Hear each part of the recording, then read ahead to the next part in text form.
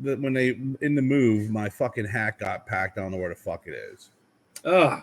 I'm not wearing a Broadleaf Bullies hat or shirt. And my shirt, I wore this today. I'm like, man, this is so light. It's so nice. It's hot.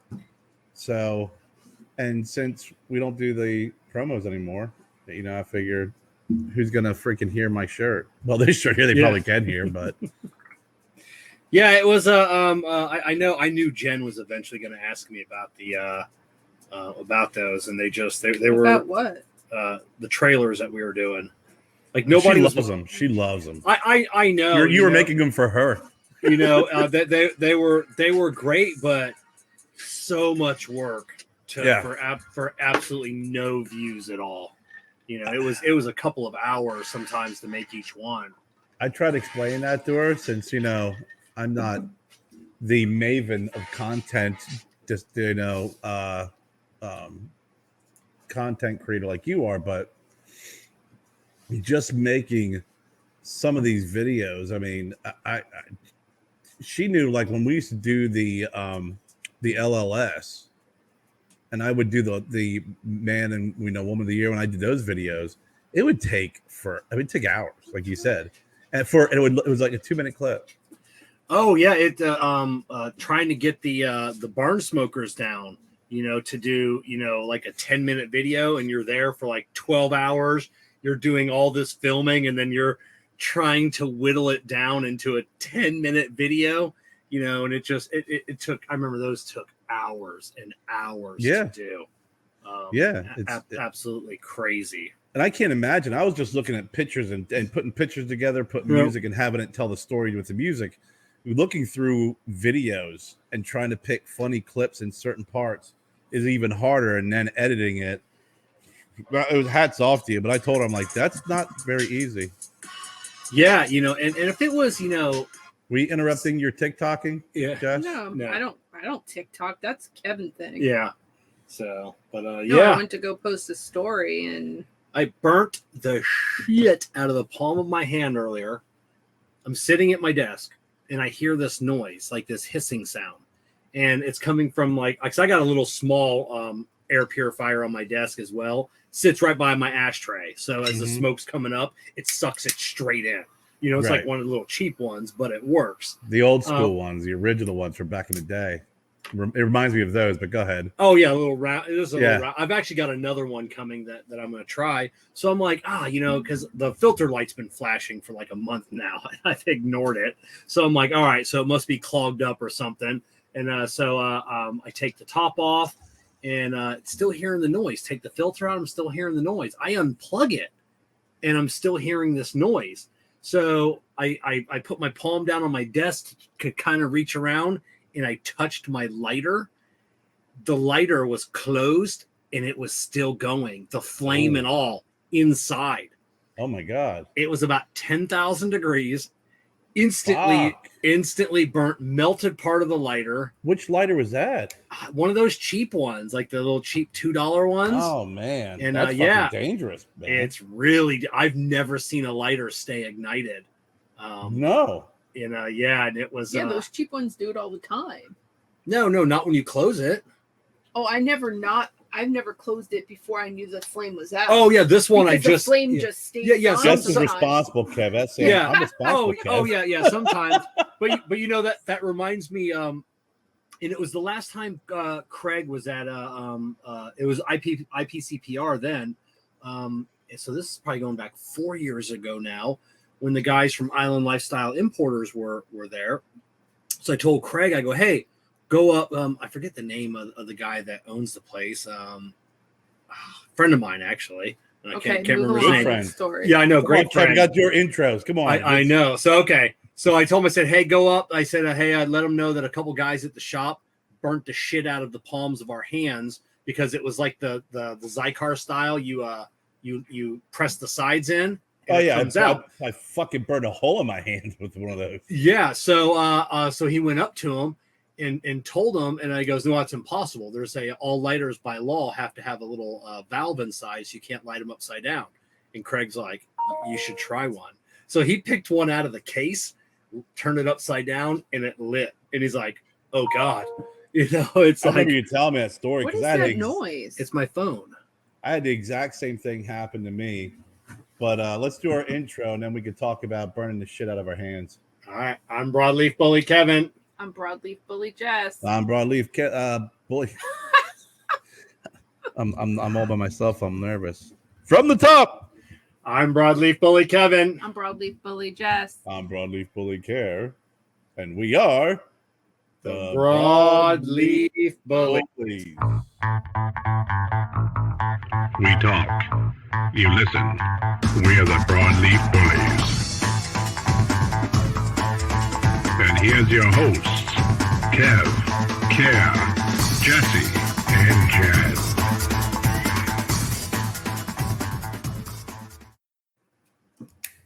So, yes, I've actually done the exact same thing, Kevin, and it was a lighter from one of the local cigar shops with their name on it. They gave it to me, and it had the little side light, and I had it upside down. I wasn't paying attention, and I clicked it like this, and it burnt right here. Oh, And it yeah. felt like a welding torch.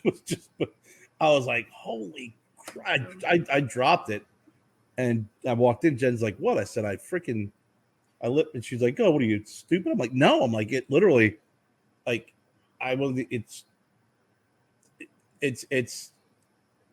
was for me kind of a no-brainer with that. And I mean, if I had to sit there and look at the side and the color and the, and the logo's got to be right side up, I'm in trouble because sometimes I don't pay that close attention. Yeah. But Oh yeah, Yeah. I tried my my little Zycar single flame Illum yesterday, and I just grabbed it and it hit the side and it locks. that's lighting Like upside down.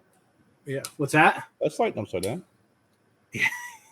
Yeah, I guess they're not supposed to. Well, or is it just, or was he saying it was like just the side ones, so you can't accidentally put it in your hand?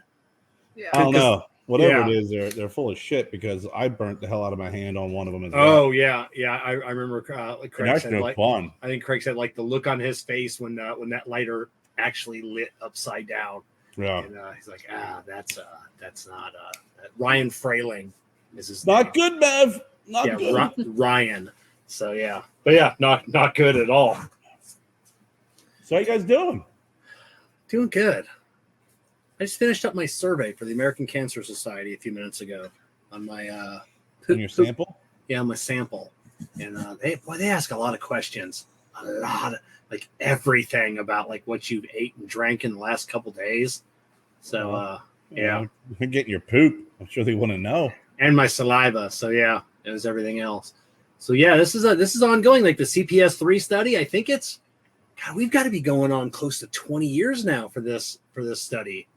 So I think Really? the last one lasted 25 years, and that was the one. CPS2 is the one that linked cigarettes to lung cancer. So I don't think you need a 20-year fucking study for that one, but yeah, like definitive link. But yeah, I know it. Like part of this one, I think a couple of years ago, actually linked sunscreen to skin cancer. Go figure. So all that money for the confirming of the obvious, right? yeah, actually using sunscreen Yeah. can be bad How, for you. How? It's whatever. I don't know what the chemicals they're putting in it to. Is it all sunscreen or was it just certain ones? I don't remember Yeah, I'm wondering if it's the chemicals or the. And I'd love to see the study because I'm really curious if it's the chemicals or if it's the claim of the protection you get. Right. Therefore, the people spend more time in the sun saying, oh, this is 50. I should be okay. And really, the chemicals and the freaking mixture suck. Yeah, that SP, whatever they say, like 200. Is it really? I don't know. I just know that on my dad's side, my cousins are like redheads, freckles, very fair skin. And when we would go to the beach as kids, their mom would put like this white paste stuff and not even the zinc all over it would them. like not even be Have rubbed to. in. There was stuff that was like pink and white. Yeah, And yeah. she'd have that and it would just be layered on them and not even rubbed in. And so they would still kind of like burn around where she missed. But I was like, what the hell? I mean, when we were kids, we were like, But redheads always babies. do that. I mean, Killian's a little redhead in my, and it's like you spend 5 minutes out in the sun, and he's freaking bright red. Oh well, Wyatt too, because he's translucent. Yeah, Wyatt just crisps. I remember when Amber was really little, we used to go to the beach all the time, and everybody would hate. She'd spend like 8 hours in the sun, and she'd come back with this brown glow, looking like a Latino. Everybody else is beat red. Well, she has olive skin. It's like you're like, what the hell, Amber? Believe it or not, if I go out in the sun, I will tan very nicely. I choose not to. Yeah. I refuse, even now as an adult. I don't find enjoyment laying out in a goddamn fucking sweat bath of my own sweat. It's not my thing. I'm not fucking doing it. If I'm outside and doing stuff and like get a tan, great. But I'm not gonna lay there and lather myself up. And it was that's what my mom used to do. I don't know your mom and Kerr, your mom. Too. Remember that was like the thing. You pulled out the lawn chair, the ratcheting ones, and then oil themselves up and then lay out in the sun for like 7 hours. And my mom would read a book. And stuff. It's like. What we think about that now, go, what the hell? But even when I was like a teenager, like we would all go to like the Jersey Shore, like we'd go to the beach and stuff. Well, it's the thing to do with young, like young girls, like teenagers, and even in their early 20s. It was in college. We had a lake we used to go to that had a sandy beach, and they go there and they'd lay out to get a tan to look better. Yeah, but not me. We would go. I'd go with my girlfriends, and I'd be like, "Well, you're weird." In the water, I would be walking up and down. I can't lay still and just sweat like that. I can't. Fucking can't. It used to make me feel. I mean, now if I was floating in a pool, like lounging, that'd be one thing. But just laying there in the fucking hot sun. Well, that's like, brutal, man. It is. I don't know how people fucking do that. I'll burn. Like I'll get red, but it doesn't stay red very long. It turns dark. Yeah. Or I'll peel. Like I've always had, same thing. It's out of that kind of. My skin it gets dark. And when we were at the lake, everybody's like spraying down. I'm just like, whatever, and everybody comes back, they're all red. And I got some red to me, but I never burn. It doesn't hurt. Except for the one day I sprayed and I missed this one. And we were floating in the water. And this oh my God. That's the worst. That was fucking. I mean, when we were kids, I'm pretty sure my mom probably did put sunscreen on us. Maybe. We used to go boating all the time. I remember as kids peeling off giant chunks of skin when you used to start peeling. I don't remember ever having sunburn as a small child. When I was like a teenager, a couple times I got like some sunburn because, the sun's fucking hot. There's no time to lather us up with sunscreen when they kick you out of the house. Yeah. When we were kids. It's like, get out there and go have fun. And you come out and go, oh my gosh, you're sunburned. You've been in the sun all day. Well, yeah, Mom. You kind of want to let me back in. Of course, I'm going to burn a little bit. Yeah. And even when my dad always put up an above ground pool.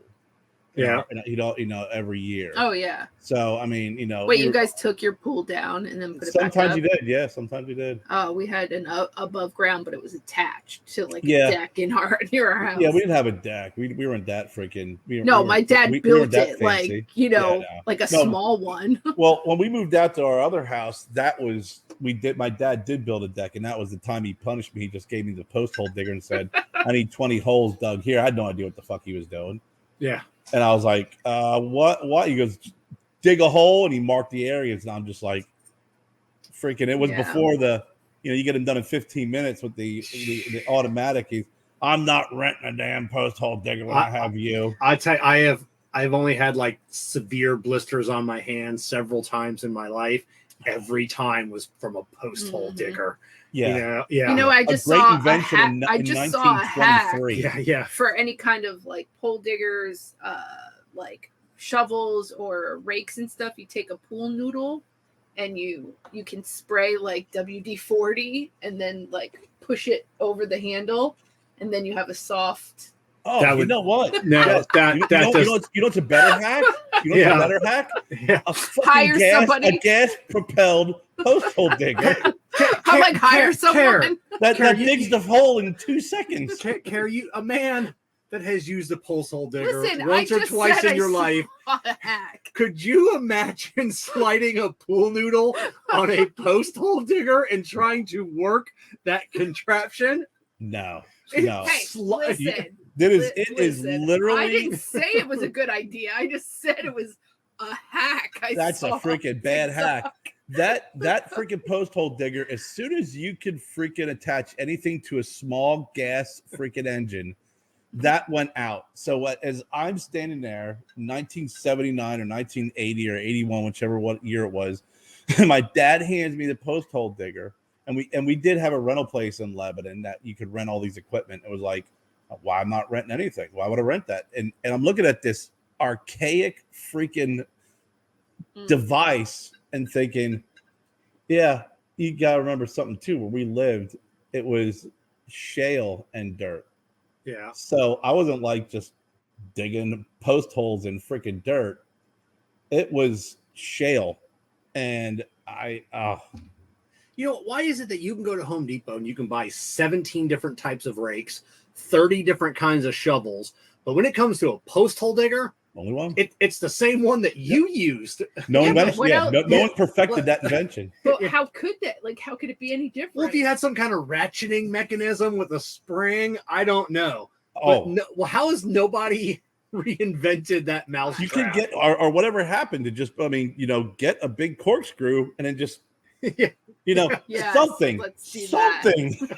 But it's the only invention that hasn't been. It's like watching the evolution of football equipment and the over the years. The evolution of baseball and stuff. And then you see the evolution of hockey, and it's like it's the same. The only evolution in the last 150 years of hockey was the addition of a goalie mask. That's it.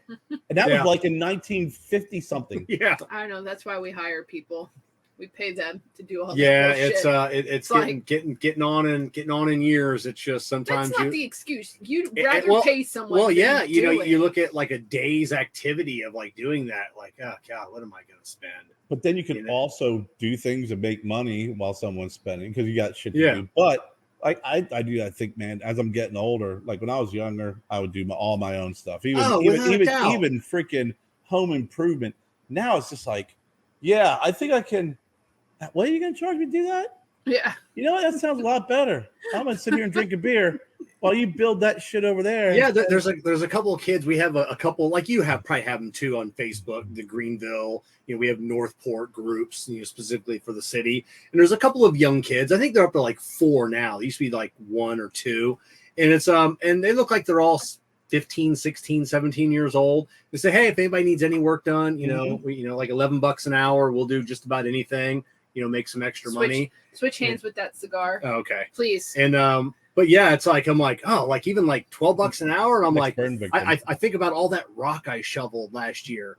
Like 12 hours of shoveling rock. I'm like, God, I could have paid those kids next to nothing. What happened was every day he would come home and do 30-40 minutes. Oh no, that was the second, but that was for the driveway. And then rock, like we had a pile of dirt and he would come, I would shovel, he would shovel, but he would be like, all right, 30 minutes of shoveling today, and then it would rain or something and grass would start growing over the thing. Don't let him fool you as if he spent 12 hours out there. When we did the French drain. You had Donnie help you, and then you had Dan helped for a little bit. Over and helped. But then at one point everybody left, and it wasn't that much. No one wants to come over for the French drain digging party. Yeah, my brother did. No, I hired a guy to dig the French drain, but then I didn't realize like how much it was going to take to move all that rock from the front yard to the backyard, and I think it was 200 or 300 wheelbarrows that I did by myself, and it's like, oh God, because you got to shovel them into the wheelbarrow and then dump it and then kind of spread it, and then it was a nightmare. Oh yeah. I it was funny is when I lived at the beach, I moved down when school ended, and living in Dewey, I was a beach boy, but there was probably about a month and a half leading up to the busy season. Now, when the busy season hit, I was at the beach at my shack 6 days a week. Before that, me and another guy would alternate on driving just because there wasn't enough volume. But we used to take this Jeep and we'd we'd drive up and down the beach with all the beach chairs and beach umbrellas. And when someone wanted something, they'd flag us down. And then to keep extra money flowing, I used to do odds and ends job with this other guy who's down there. I met down there. And he was fucking great. I swear to God, I wish I lived his life. He would go and go, you need this tree drop. They're like, yeah. He's like, okay, it'll be $500. And I'm like, okay, $500. We'll drop it, then we'll clean it, and we'll take it away. All right, great. So he'll get the $500. We'll freaking take part of it down, and then freaking throw it in the back of his truck, take it to freaking West Rehoboth and dump it somewhere where I'm sure we weren't allowed to dump it. Mm-hmm. We come back, and we had so many, you know, it's like, you got to get it done in a week. Okay. Freaking cut some more down, remove it. And then he'd be like, all right, man, let's go. And then we'd spend the rest of the day drinking. Yeah. And then the next day I'd wake up and go, he'd pick me up and go, Dave, all right, we got to go do the tree. It's like, no. This other person wants me to do this other thing. So we go over, can you remove all this stuff? Yeah. Here's how much money. Okay, great. So we'd remove half the stuff, go dump it, and then go drinking. And then we go to the third job and do the same thing. And then he'd circle back to the first job and he'd hire someone else to finish his job and still pocket some money. That's what he does. And he's paying me money, so I don't care. I'm not only getting paid per hour, but he's also paying for the beers. We're sitting at the beach. But he did that. He would make enough money to go drinking, to pay me, have a little bit of money left over, but then he'd pay someone else to finish his job. How was he living? Well, he would do that as well because he owned one of the beach services. Oh, gotcha. So he had other people working for his beach service. And then once the beach season kicked in, then it was all hands on deck for, you know, the beach umbrellas, the beach chairs, because that was just, I mean, we were busy all the time. But yeah, and then he would save up all his money over the summer. At the end of the summer, he'd go to Puerto Rico and live for a couple of months, blow all of his money, and then come back to do it all over again. Come back to Dewey. And he had this little shack that he lived in. He owned an antique store, which he had a bed in that he slept in. And he would just get stuff and leave it sit out in the rain and get rusty and put it in and call it an antique. Oh, my gosh. Yeah, it was like my dad, his old boss had a son, surfer, Kip. And why did you just repeat that? My dad's old boss. Old boss. Okay, yeah. I heard my dad had a son named Skip. So Kip. And Kip would work just enough to make some money, and then literally a world-class surfer, and then just travel the world surfing. And then when he ran out of money, he came home, worked for a while, you know, if it was a month, 2 months, 6 months, and then as soon as he had enough, that's it. That was my friend. There's a handful of guys would do that at the beach. They'd all go to different. They go to Mexico. They go to Puerto Rico. Yeah. And a guy who I work for is a good buddy. His dad ran a beach service and gave it to him. So they were like, it was a business. At the end of the year, then they did something else. And they saved that money and saved that money and saved that money. But freaking, there was about half a dozen guys that were just like, I'm working all summer long. What are you working for? I'm going to work all summer long. And then when I leave here, we're going to go to Mexico for 3 months. I bet they make good money in Daytona because I see those people. You know, when we used to go to Daytona Beach all the time, you know, with the umbrellas and the chairs, and I made pretty decent money just working there. I got the big tricycles on the floaty wheels. You picked Daytona as an example. Cocoa Beach, I could see them doing something nicer like that, or New Smyrna and stuff like that. But Daytona Beach is a little gross. Daytona Beach is beautiful. What? I don't. We had 3 beaches, right? We had Rehoboth Beach, which is more family oriented, and that was always busy. Those guys made the big bucks per day. Then we had Dewey Beach, which was all younger kids in their teens, 20s, just party animals, weekend warriors. And I rented beach chairs, beach umbrellas, and I sold hot dogs and drinks. And then we had Gay Beach, which was in between. And if you worked Gay Beach, and basically what they would do is there was 2 beach services, and then they would bid, and then they would alternate. So Rehoboth or Dewey Beach was, you know, line 'em cats, the name of the people. Mm-hmm. And they alternated their shacks. And then the person who got Gay Beach, the other company got Dewey Beach, because that's how much of a moneymaker Gay Beach was. And they'd have 2 shacks only on Gay Beach. And it was literally the guy who worked Gay Beach made $200 to $300 a day in tips like that. And he'd work from he'd get there, he'd work from 7:30 in the morning to 10 o'clock in the morning. He'd be out of beach chairs and beach umbrellas. Then he'd go fuck off, go out, hang out, grab some drinks, grab some lunch, come back about 2 o'clock, clean up a little bit, go back, and then come back at 5 and clean everything up. I made probably around anywhere between $90 to $120 a day in tips. I got paid $180 rain or shine for 6 days a week for working. You worked on the beach, which meant everyone who works at the bars and everything, and everybody wants to be at the beach during the day, so you're already there. So you'll see bartenders, and I'd go, here's a free drink. I give them free water. They give you a tip. And then when you saw them at the bar that night, they give you free beers all night. Oh, right on. You're giving them free water and free hot dogs. They're giving you free beer.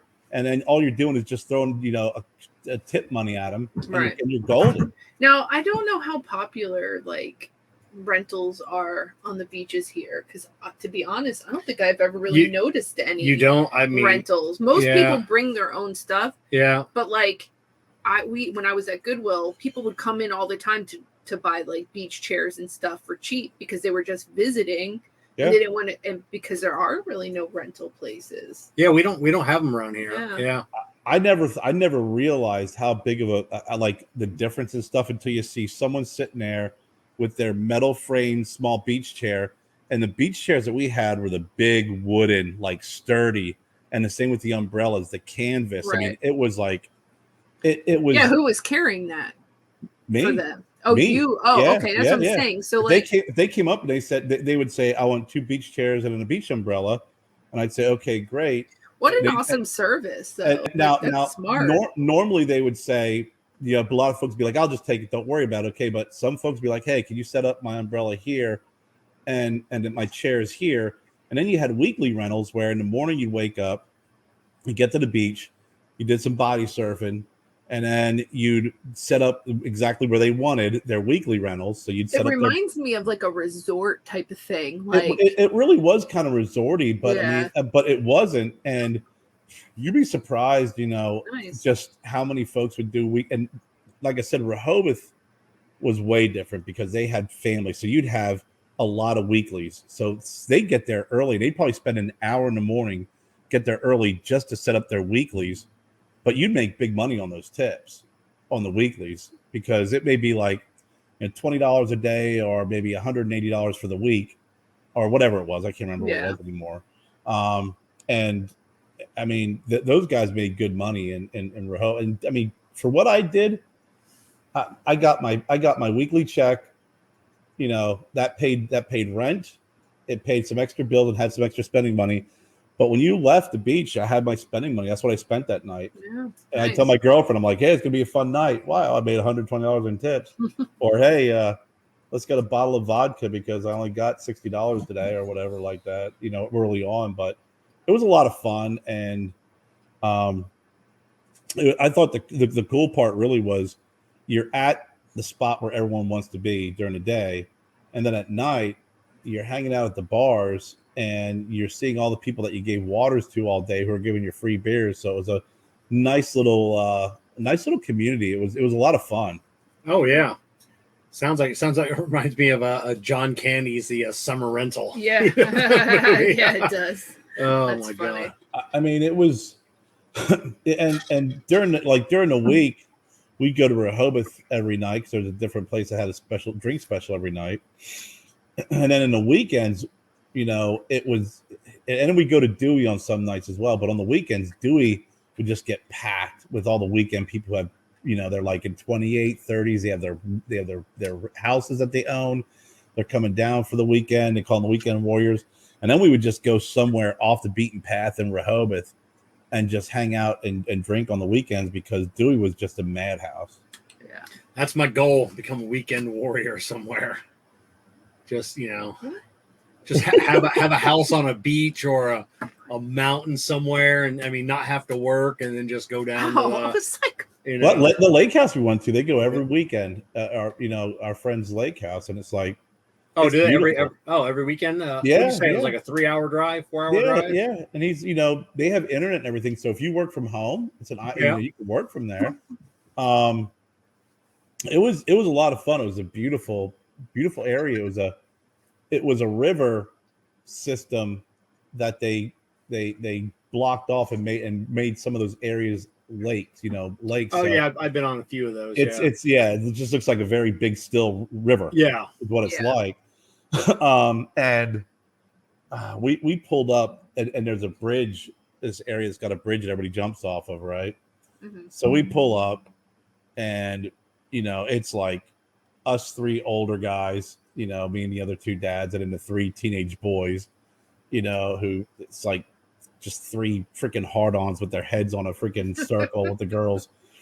And we look over, and there's some woman sitting there, an older one. The one you sent the picture of. Yeah, I mean, just plastic surgery from head to toe. Oh, you mean the picture with the unicorn too? Yeah, the unicorn floating. I almost pissed yourself over that. Yeah. So we jump in the water, right? And we're just kind of floating and drinking. And she's with this guy who's he just a very definitive look, square jaw. Yeah. And my buddy's talking. He goes, "That dude had to play sports, man. Just look at him." And he keeps looking over at us because everyone's looking at this girl. Right. So he calls us over and he's like, "Hey, this guy's getting married. Can you give him some advice?" And he just tried to make some small talk with us. And then he just started like running his mouth and shit. So the one kid, comes over and the guy's like, "Yeah, I'm from he was Ohio, right?" Yeah. So he goes, "I'm from Ohio State." And they're Steeler fans who were with, and 16-year-old kid's like, "Yeah, we seen your Ohio. You guys came in here and invaded the lake. We see all your Buckeye flags all over the place." And this guy goes, "Hey, fuck you. No Ohio, no lake." And I'm sitting there going, "Dude, you're arguing with a 16-year-old kid." Yeah, and he just cursed at someone's kid. and they're going back and forth. And then I'm like trying to diffuse the situation because this guy's annoying me. And I'm like, and they start talking about pro teams. And he's like, "Oh, I'm a Bengals fan. I'm a this fan." And I said, "Yeah, he goes, "Oh, you're from Pennsylvania. You're an Eagles fan." I go, "No, I'm a Rams fan." And he's like, "Rams." And he started talking about the Super Bowl. And I'm like, "What?" Yeah. "Oh, yes, right. The Rams." And then this kid's like, "You guys beat the Rams. You guys beat the Bengals." I go, "No, we didn't because I don't play for the Rams." Yeah, exactly. I'll be like, "Hey, hold on a second, guys. I'm not an ex-player." Yeah. When you say we, and then the guy goes, "Oh, you're a Rams fan?" I said, "Yeah, since I was 6. He goes, "Who was their punter back then?" I go, "Well," I said, "How would I know a fucking punter? Who's the punter now?" So we go back to the freaking the boat. My buddy looks at me and goes, "I bet you that guy was a fucking punter."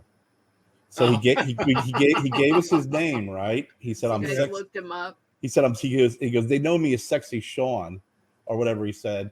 So I start looking up punters for the Bengals.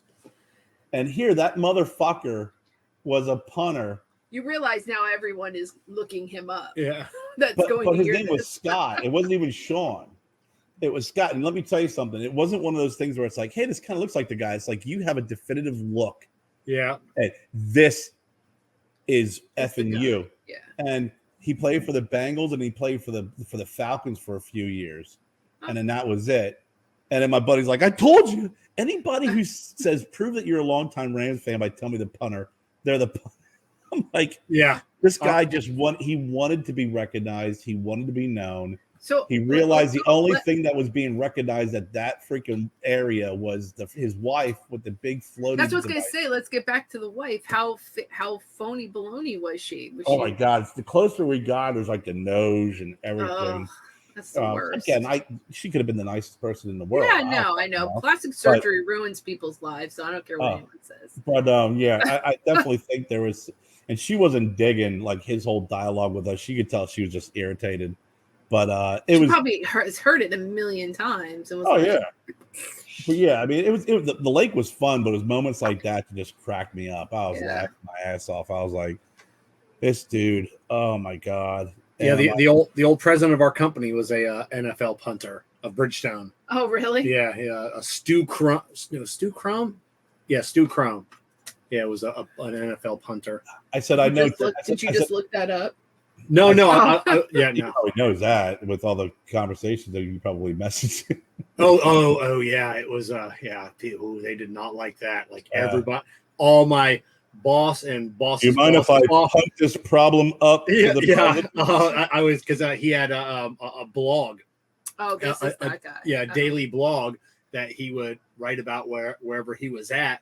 And legitly 9 times out of 10, I'm the only one responding to his blog. Like just chime in, people. So we'd have these conversations, and and that's it. If he'd call or stop, because then he would write these memos, right? Oh, yeah. And Kevin would respond to everything. Everything. I responded to everything, and we become friends. So who great. I want to have on our show as well, which I didn't know was a cigar smoker, Jay Cutler. Our guys on tomorrow night, Stephen and John, or Jay, or Stephen and whatever. Yeah. They were on his podcast. Oh, really? Yeah, so he must be based out of Chicago, and it was the only interview they did, and I'm like, Jay Cutler is a cigar smoker, so super cool, and kind of like 500,000 followers on Instagram. That'd be good. That'd be cool. That's what we need right there. So Kevin could literally shut down and shit himself. Yeah, but Jay does not. He'd be like, does not know a lot about cigars. Do you realize how high his voice will be? So hey, Jay, how you doing, Jay? What's funny is when it's Gary talking about punters, I'm like, I know of only 2 punters back in the day. I knew of Reggie Roby because he was the only black punter in the NFL, and he was. Oh, really? Awesome. Yeah, well, you say that, yeah. I think last time you seen him. Back in the 70s or 80s, and he was really good. But he was, back then that position didn't have a lot of black punters. And Ray Guy, who played for the Raiders, because he hit the freaking speaker on the roof of the Astrodome. Oh, really?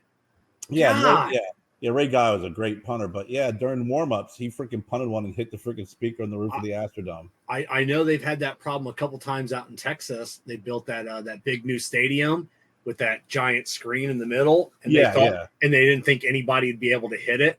And now it's like a common problem.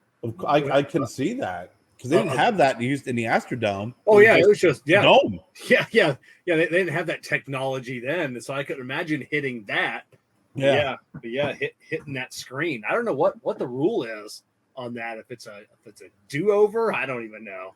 Yeah, those are the only 2 punters I knew from back in the day. That's it. Nobody knows. 2 of the greatest punters who ever played the game. But they're both. Like I said, one was probably one of the only black punters for the longest time. And then you had, he hit the freaking speaker. It was like when Doug Williams was playing in the NFL, and he was playing for the Tampa Bay Buccaneers. I think he was one of the, I think Terry Gilliam was a black quarterback, played for the Steelers before Terry Bradshaw stepped in. But Doug Williams was one of the first, really well-known black quarterbacks who played in the NFL before he went to the Redskins and won a Super Bowl. Yeah, he played for the Bucs. Yeah, didn't the Bucs? Because I remember this is probably when I was in my late teen or maybe late 20s. Didn't the Bucs have a punter and he had a twin brother? Didn't both twin brothers were punters on different? I don't know about that. Yeah, I mean I know that there's other twin brothers in other positions. I don't know about the punters though. Yeah, I couldn't. I can't remember. Huh? No, that's interesting because I don't. Like I said, not a lot of punters and then kickers. I just remember Rolf Benershka from the Chargers because I was kind of a pseudo Charger fan back in the day. And then what's his face? I remember Tony Franklin because my dad with the Eagles, and then the other guy who kicked the longest field goal at half a foot and half an arm. My dad used to tell me about the guy with the half a foot. Yeah, he still holds the record for the longest field goal. Oh, really? And he kicked it with a half a foot. He had a half a foot. He was born that way. Half a foot, half an arm. Yep. That was freaking impressive. Yeah, the punters aren't coming up, but there's been plenty of twin brothers playing in or brothers playing in the NFL. Mm-hmm. Yeah, different positions, but yeah, I guess this past Super Bowl there was brothers playing on either side. I thought punters, but would do better research on that. Yeah, I'll have to look that up. So what are you smoking tonight? I'm smoking the Habano Maduro for the deconstructed edition on 35. Oh, right on. I stopped by over the shop that had the event on Friday, and Dave, because as you can see, this is a different poster. Oh, okay. I told him how he has the other one at his shop right now, so they're putting that in the shop. He is. I stopped in and talked to him today, and he is so hell bent on doing something with the deconstructed barber poles. He wants to do these packs. He goes, man, after you left here Friday, he goes, I've been thinking about it all week, and he said that is one of the best ideas and one of the best things I've seen. He goes, and I think it would sell. So I'm going to talk to him about doing some sort of a pack where when one leaf isn't enough. Yeah, and it's going to be the cigar and then the two deconstructed cigars. I'm smoking the Sweetgrass Gringo. So I went through the two deconstructed today. Now I'm on the third, the actual constructed cigar. So what are your thoughts with going through the two deconstructed and then constructed? I like it. It's you can edit this if you didn't like it. Yeah, I didn't hear what you said. What? I joking. I said honestly, and then we can always remove it and edit it if we didn't like it. Yeah, exactly. I love it. I love the especially on this one. On the Big Tony, I didn't notice huge difference because you're getting two dark wrappers. Yeah, two dark cigars. This one was cool to be able to taste the Connecticut, and then taste the Candela, and then now tasting them blending together, which is cool. It's kind of like eating all the separate ingredients of a chili and then taking a bite of the final product. So it's super cool. I like it.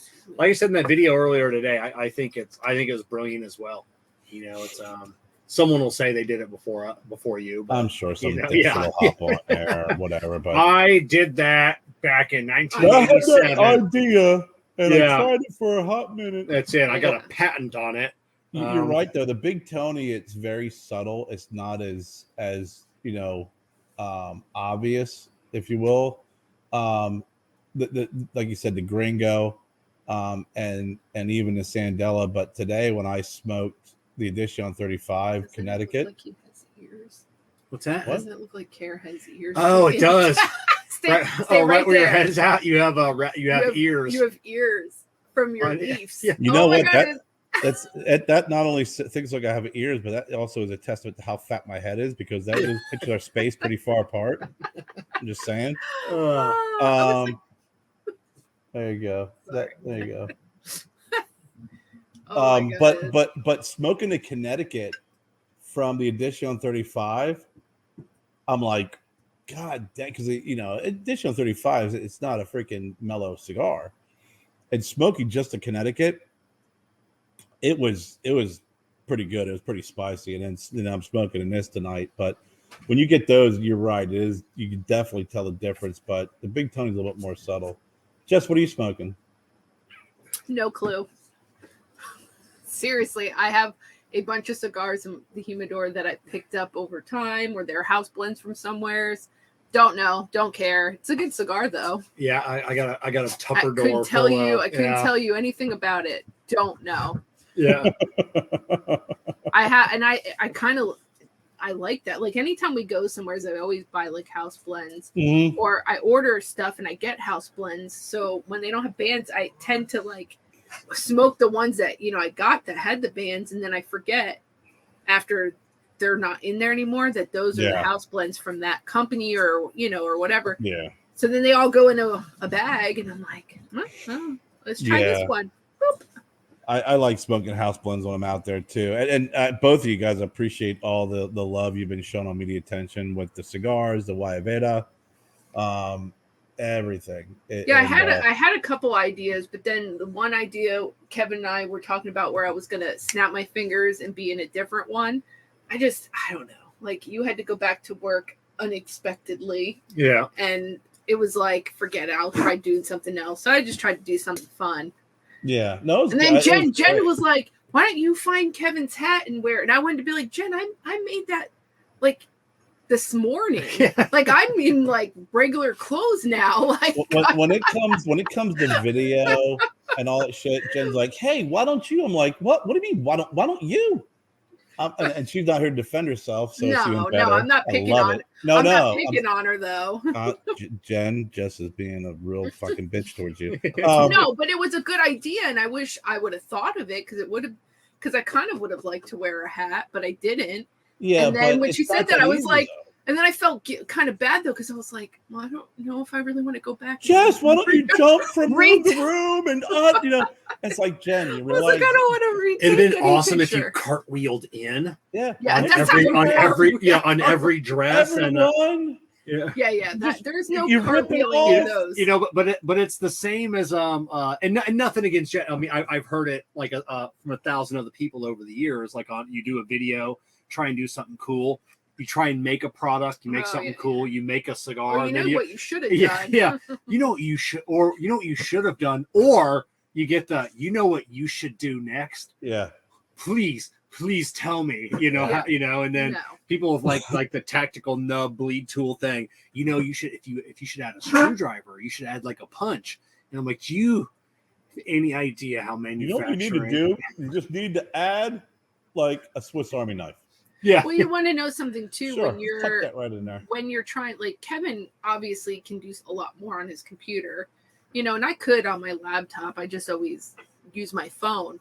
You're still limited for certain things on your phone, and and also when you're posting, you only have an amount of time that you can.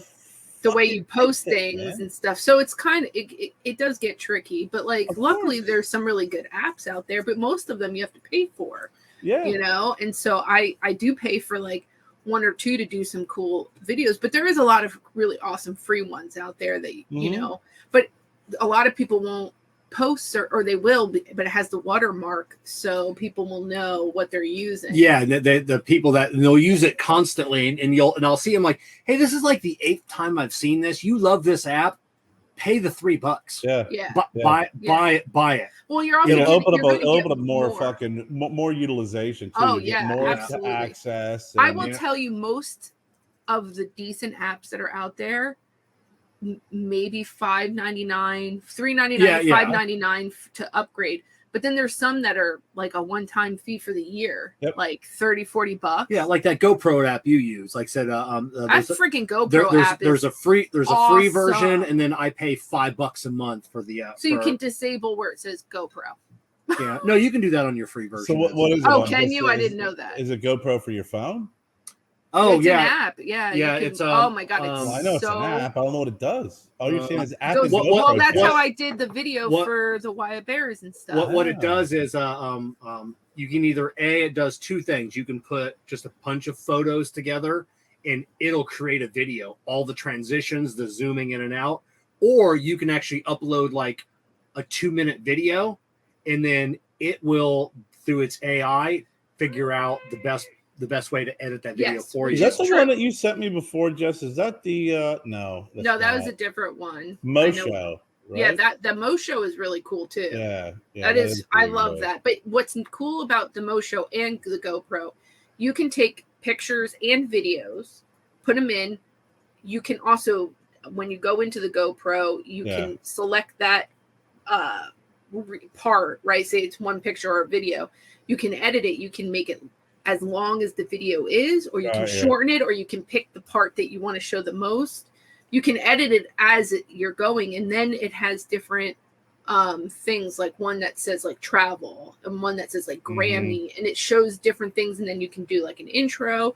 Like it's called either badass. Quick or GoPro Quick. because I know quick. Quick. Because I know they got rid of one. They moved it to a new app. Yeah, so, it's pretty easy fun. on your phone, especially when you take pictures. Like I love using my computer, and I can sit here all day long. I'm the same way, Kerr. Like that video I posted earlier, I shot it with my phone. I sent it to my computer because I'm like you. I'm a computer guy. Well, I'm a computer person. I don't have a computer to do it. But I'll dick around on my phone, like for like for some of the promos, like that one app that you recommended to me, Photo Room. Yes, it's awesome. has literally saved me so much time being able to eliminate backgrounds and clean it up more so than I could have done on my computer. Because you know what might be handy for you too is there's an app called Unfold, and it's really neat to do stories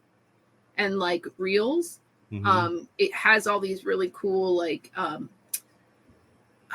already templates and stuff like made that you can, and then you input your pictures, whatever, but you can do where it's meant for like Instagram. So you can do the tags and you can do all that, and you can send it right to your Instagram from there.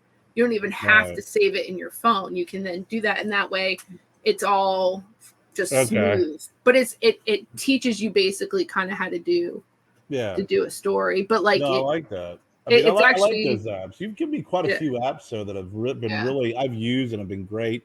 And like I said, that Photoshop or whatever room app that you sent the photo room, because I take a picture and then I could erase the background so much on my desktop. Then I got to send it. Really, the best app to use is Photoshop. I can clean up Photoshop and I have to save it, and then I have to open up an Adobe Illustrator, and then I have to do my artwork. And there's a lot, I'm a bigger vision guy and stuff like that. So I do more with it. And then obviously, so let's be realistic. Most people who are using those apps are using filters, right? Filters for their photos. Like could be filters for your freckles. It could be for like the background for you or whoever. But I like a lot of those apps because I like the artistic side of it. To where you can make motion in your picture and stuff. I didn't give two shits about like altering the picture. It's about adding things in like doing that, and that's what I like about or enhancing colors. Like that picture of Kevin drew a state. When I saw those colors, I was like, wouldn't it just be cool just to freaking highlight the reds and the greens or whatever, something like that. And you can sit there in front of the television set and dick around and do it instead of getting out and sitting in front of the computer and doing it. Right. Because I'll tell you what, Jen, I would come out on a Saturday morning after eating breakfast. I'd sit out here till the afternoon, just fiddling around on my computer. Yeah, it's really a lot of those apps you can get really, really, really creative with, and like I don't know, I like them. I like doing like a lot of the cool photos with the videos that kind of transition in with each other and stuff. But when I take pictures, I like to take it where my focus, when I put the cigar out, the focus is the cigar and I'm defocused, where it looks blurry because so I take a lot of pictures like that, and so I don't have to alter anything. My photo's already been taken that way because on my iPhone I have that as an option. Yeah, I've been taking a lot of classes on Skillshare because I pay like $100 a year for that, and I rarely ever use it. And it's not how filters; it's just how to take better photos. How to take better photos. with your particular camera. And there's so many things I don't understand. Like when you go into the professional mode of it's just like, remember when I saw that TikTok and I wrote down everything that chick said? It was 14 different sets. Like you have to change the brightness to like 20, blah, blah, blah, blah. Yeah. It was fucking the coolest fucking picture after it was done. Like I did like a picture of the sky or whatever. And I did everything she said to do with all the different like, settings, percentages and stuff and settings. And I was like, "Who the fuck's doing that?" You gotta understand the capabilities of these phones, and the cameras behind it. But then obviously have a shit ton of experience just in that whole area in general. I don't know. I just think like a lot of the cameras now just take such crisp pictures. So when you don't see really crisp pictures out there, it's like, what the fuck? Yeah. How are you not taking good pictures? Oh yeah, I don't understand how some people's pictures are so goddamn our cell blurry. phone's shooting 4K now. Yeah, it's odd. But you see, Jess, when you say that, and I've heard you criticize Kevin on something, it's the same concept in the same vein when Kevin says, if you've been doing a show for how long now, how can you not have a good audio and video set up for a show? Yeah. Right? Because, and I'm not picking on you, I'm just being serious. No, I think that's a good example. That's a good example in comparison of dredging up the past. But a good example though of, like you said, if you can't take a clear picture right now, there's a problem. Right? Yeah, but that's what my point is, though. Yeah. Like, that's different. Almost everyone has an Android or an iPhone. Oh, yeah, a good camera, regardless. But the same thing with shows. No, because they have to go and buy better equipment. And people have their phones. But it's not only the equipment. There is, hold on, it's not only the equipment.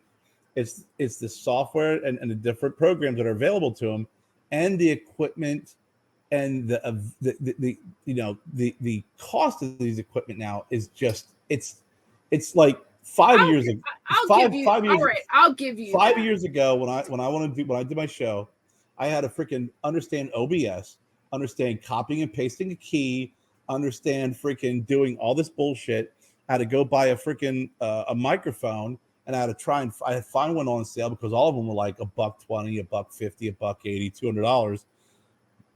And then hopefully get a good camera or use my laptop. Right. Now you can get StreamYard inexpensive. You can get a microphone for $80. You can get freaking you get all these you get a fucking one of these bad boys. I know. For like freaking $20. I know. You can literally set up a studio like that.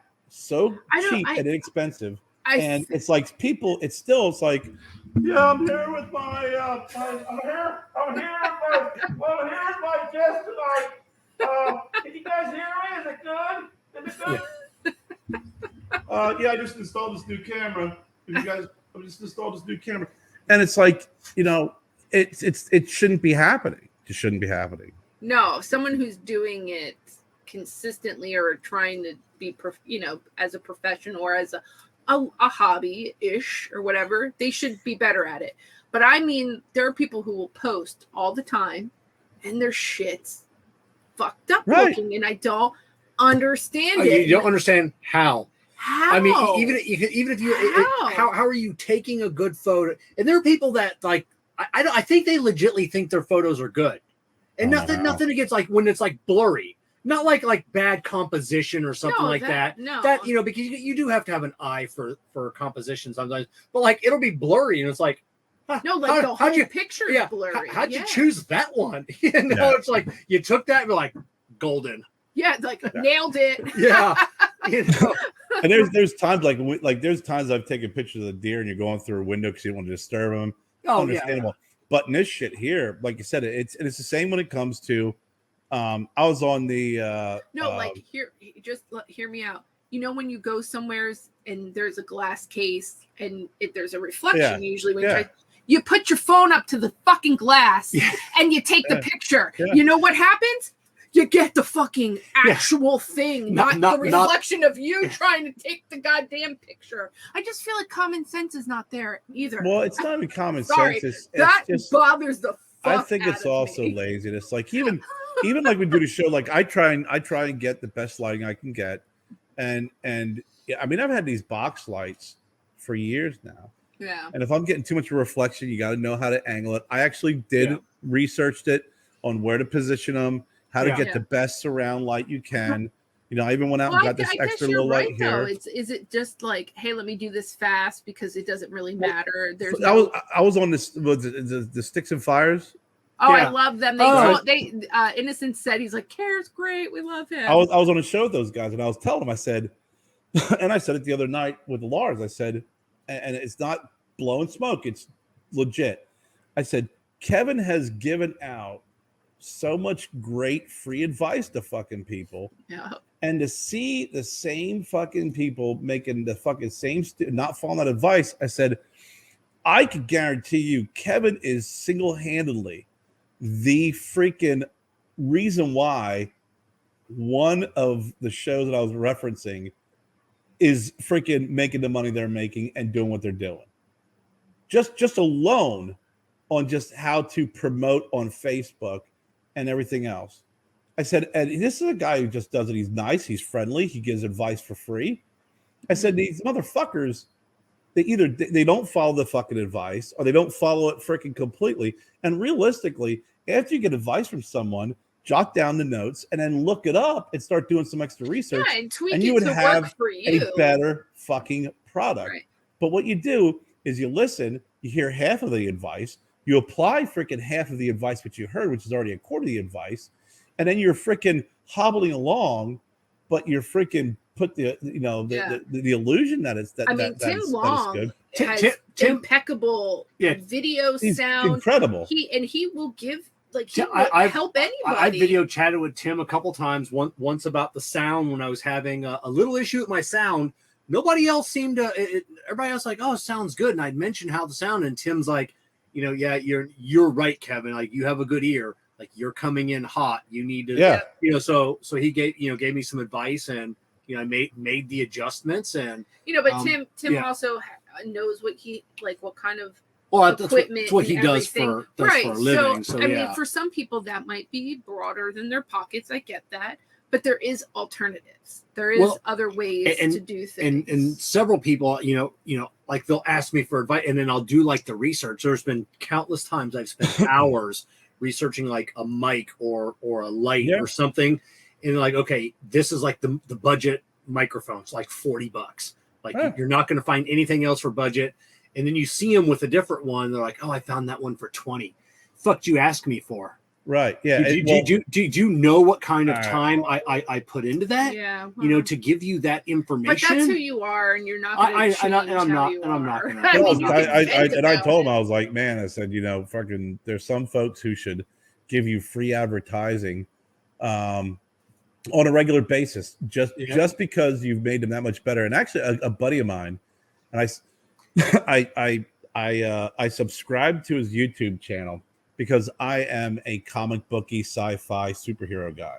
Okay. And this is a guy I worked with a few years ago, and he left, and he's a fucking great guy. His name's Logan Janis, and he's got a show called Mostly Superheroes. And it's really cool because they break down all these different sci-fi movies, everything from Star Wars to the Marvel heroes. But he's a tech guy. His freaking audio is, it is just so freaking perfect, and his show tight, on point. And when you see someone like that who does something like that, it's one of those things where if you are doing a show, whether it's as a hobby or if you're making money off of it, and here, please hear me out on this, because I think this is important. If you're doing it as a hobby, fine. If you're monetizing what you're doing, then be serious about the equipment you're buying. Be serious about the fucking programming you're using, and be serious about the fucking advice that you're seeking out, because you're monetizing what you're doing. And if you're going to put together a half-assed freaking show or half-assed audio or half-assed video and expect someone to pay you money, then you are shortchanging those sponsors that are freaking setting you, that are providing the income for you for the year. And that's where I have a major problem with folks who just kind of don't take that part that serious. But then when you see that, though, that's also on those sponsors. Clearly they like something that they're doing, or they wouldn't continue to let it is on a sponsor, but it is it is on a sponsor. It is, but then a lot of times the sponsors don't know, like your lighting should be better. Your audio should be better. They'll know that, hey, it doesn't sound quite right, but I'm not a professional. What do I know? Well, maybe an off night. They're the professional. If there was a better way to do it, I would assume they would be doing it. And it's not that case. And I agree with you, Jess. It is up to sponsor, because and sometimes they just want to, it's like any advertisement is good advertisement, right? I'm assuming that's their thought process, because I've seen some shit out there that I'm like, what the? But being someone who's been doing a show for a long time and now part of of the I Tap That show, I'm speaking more from the side of the show. Yeah, not the sponsor. I don't give a fuck about the sponsorship of it. I'm saying take some pride in what you're doing. No, I get where you were going with that. And be I serious understand. about it. But I didn't look at it from that perspective that they might. But somebody's thinking you're the expert. This is your invest. Like I said, the new lounge we're building. I bought a recessed can lights. And I have 12 of them that we're putting in. I spent $1,000 on 12 recessed lights. I'm going to tell you right now, if this lighting situation in the lounge is fucked up, I'm going to kill Kevin. It'll be the I Tap That show with Jess and Kerr. Yeah, we'll just be Jess and Kerr from now on. I'm just letting you know this. This lighting shit kills me. So I have 12 lighting on 4 switches. So every 3 lights has its own switch, so I can choose every other. The first 2. This is insanity. I can control the color temperature on every individual bulb. You want to know something? I think there's an easier solution, but Kevin's he thrives off this shit. So an hour before anything we do, he is literally going to be like, just sit there. Let me see this. Is there a glitch? And I'm going to shoot my fucking self. Kevin, when first time you go live, I'll be like, Kevin, your lighting kind of sucks. Oh my god! And then you're just gonna hear Jess explode in the background. That's one thing I'm not looking forward to is getting the lighting down for because we'll have different areas we can shoot from. But he's choosing this life. But once the bar, from the show, I'll have presets. I'll have lights 1, 2, and 4. I don't care. Nobody cares. You can care about that. But you know what though? See, that's a great point though, Jess. Is once you get the proper lighting and you'll go through tests, you can preset it. Yeah, so at that point, it's but it won't be like that, Kerr. Because then Kevin's going to want to do a TikTok or Kevin's going to do something else. So he's going to fuck. He is going to fuck with those lights so goddamn much. And here's the other thing: I anything reflective, it's going to be like a fucking laser beam. So we can't have anything. But Kevin is a hoarder of everything. I can't even begin to tell you what's going to happen. Just mark my words. It's going to be a shit show. So it's one of the reasons why I like the canvas, because it doesn't reflect. Yeah, right? I have some reflecting. I love these pictures that Jennifer got because the reflection. Because I've had other things in the background that reflected. It's son of a bitch, because you have to have something that's going to absorb the light, right? Yeah. Or and again not reflect it. But I think if you have the ability to do multiple settings, at that point. Well, no, he's going to have to know where he put each freaking thing. It's not like it's like, oh, I can push a button and it's going to jump to that setting. He's going to have a knob that he's got to have faith in Kevin in that. Yeah, it'll just be nice to have an endless, like here. Like I said, we have limited. You have 3 settings on the lights. This is the Kevin, you're strengthening Jess's argument. Anyway, all I know is that I'm going to when you use the word unlimited, Jess is like, dude, you're proving my point. And then the sound. So like I said, for most of my videos, I have one preset. I reached out to a guy, found him on YouTube, has a huge channel of it's all he talks about is Audacity, how just talks about sound theory and everything else. And I reached out to one of his videos and I said, hey, because he had mentioned that he does, side work. You have 20 thoughts going on before you. Yeah. So like I said, but I'm just saying people with sound and stuff like that, that's another part of it. So I reached out to this guy and he charged me $100, so we chatted online or on video chat, kind of showed him around the room what we were working with. And found out that we're pretty much at the same angle all the time, same, sent him a video. He created 2 presets, and now it's done. I create a video. Yeah, you invest in what you're doing. I hit that preset, and then you see all the audio, everything just, and then it locks in. I'm just saying, at the level that we're going to be at when we move into the new lounge, we shouldn't be playing around with really anything at this point. I understand we'll have to but Kevin just. The way he makes it sounds like I just randomly shove fucking light sockets in the fucking wall. Yeah. Like, hopefully one of them will be the right one. Oh, I mean, the sound will be because we have to have 50 of them now, and it will be like a fucking disco the ball. The sound is what down. will be tricky because we're going into a space 5 times bigger than this space, so we'll have a lot of room for that sound to come back. You're gonna have to get like a boom mic. Oh, it's one of the thoughts of putting. I'm sure Kevin will want everything. You'll have to get a boom mic at that. We'll have like this weird ass set. It's gonna be. I was thinking about one. Probably just gonna because lock him in there. Especially and never let him in the house again. If it was on a track and it was like right here between us, so we could just have it come straight down. That's the other thing. Stop putting concoction like fucking tracks and metal things on fucking ceilings and all of that shit. Stop doing that. Kevin does like tracks, doesn't he? I do. I love being able to slide things out of the way. There you go. I got my camera on a track. I can't handle it. No, I want a track for my camera that it just slowly goes back and forth. They're like $1,000 though. I gotta get one. It looks so cool. You can just have Jess slowly do it. Yeah. I serious. Once that lounge, he can get himself a nice couch, sleeper couch. He can stay and live over there. God. Yeah, I like the idea of a boom mic on a track though. I do. Yeah, whatever. Yeah, because we have C channel tracks on the ceiling now. Because slide the lights. The boom mic is going to make sense. I'm glad I texted everybody and told them not to come through the garage. Yeah, front door's open. I swear to God, Jen, I think, came in behind Joe and then fucking gave him the cock block of like, hey, Dumpsky, when Carrie sends a message that says the front door is open. See, this is what I'm talking about. Why? Jesus Christ.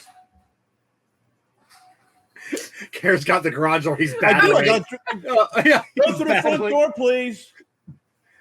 Well, you know what? Honestly, at this point, just fucking come on in. Joe will come in on the show. Hey, Kerr, I think there's something wrong with the garage door. It kept trying to close. Yeah, garage door is a little screwy. It's called operator error. You got 3 people who trying to open it up and close it and open and close it, open and close it. No, it's fine. It's fine. That you can't unring that bell.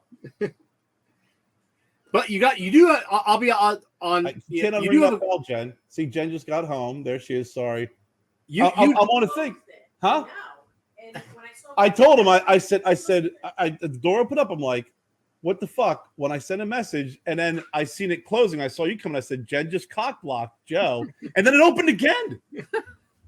There were multiple messages. Yeah. Go through the front door, and he even acknowledged it. Go through the front door. Front door's open. Okay, Kerr. I have to say you did drive well. Okay, Kerr. I followed it. And you know why else too? I got my air conditioner running. It let all my cold air out. Now it went from 83 to 87. But with the position of your microphone, I barely heard that garage door open. No, actually, this garage door is very quiet. Oh no, ours is loud as fuck. The old one was loud as fuck. Like when this garage door opens, like the old one when it opened, Cooper would start barking. This one here, I could have a freaking SWAT team open my garage door, close it, and come in through the freaking house, and no one would know. Yeah, the garage door is 10 years old. It's not 10 years old. You put it in when you moved in. No. I thought you did. No, it's probably 5 years old, 6 years old. You put it in when you and I. No, right before you moved in. Then. Yeah, because I had to get a new garage door. So yeah, I put in my own opener. But yes. I do want to tell you, Jess. I messaged Kevin when I stopped by Boda. The owner was at PCA and gave me the new Gurkha Pure Evil to smoke. And I was telling Kevin, I expected it to be more fire and brimstone. Yeah, with a name like that, obviously. When it looks like this. Oh yeah. And it's got that. It was spicy. It was spicy. It had a little bit of more of a minerality. It had that like tinny taste to it too. Minerality. I don't know what the hell to call that. It had like that medicinal, right? No, minerality. It kind of has a medicinal taste. Kind of like a metallic-y or like metallic, or like when you lick a rock or something like that. but it was very peppery. Yeah. Oh, really? Yeah, but not like I've smoked the Asylum cigars that freaking blow this away.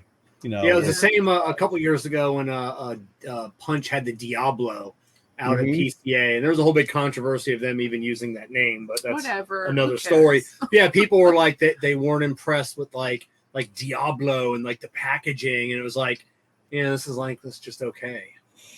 Yeah, I think that's the problem, right? Like you're trying to visually get people engaged, right? I mean, people are going to see first, and then you get all hyped up and you see something that you think is going to be like a powerhouse or like blow you away. Well, that's the art of packaging. You don't have a Pringles that has fiery Habano and then it's a Cool Ranch Pringle. It's about putting it's giving you a preview of what to expect. I mean, right. It's giving you a preview. So when it's not that, sucks. Branding sucks. Yeah, the branding sucks. But that happens. I'm gonna tell them like this cigar. That happens a lot. But this cigar, I told him, I said, when it comes to Gurkha, I've had some really good Gurkhas, and I've had really, really bad Gurkhas. Like it's a shame because it's like. But this one here, I was like, I wouldn't buy this cigar. I just wouldn't. Yeah. I would have, just because it looks pretty cool, and it like with a name like that, you're like, okay, this thing's gonna light me up or do. I mean, I can tell you probably half of what's in Blackwork Studios portfolio is spicier than this. They have it just is. And I was never a fan of the Ghost. Like I thought this Gurkha Ghost was not a very good cigar. I like the. I mean, that was the one you. That was like that's most. Like the one that I would go back to, not knowing like really? out of all the Gurkha lineup, you put their portfolio is almost as big as Rocky Patel. I believe. Yeah. But if you see that Ghost, that's the one I'm picking up every really? time. Is the Ghost? I just don't really smoke that much Gurkha, so I don't have a comment. But it's a couple along the way. They used to have one called, I think it was called the Sniper? I don't know. They had one years ago that I thought was a really good cigar. It was a little bit long. I think it was like a Churchill size. Yeah, and it was a really good cigar. I liked it. But I think they're hit or miss. When you have a portfolio that big, it's going to happen. Yeah, and then everything that they do that comes out of Aganorsa, I think they're using Aganorsa a lot more. Yeah, phenomenal cigars. I forget, and I know they own their own factory. I think another factory, so some come from there, some come from Aganorsa, but.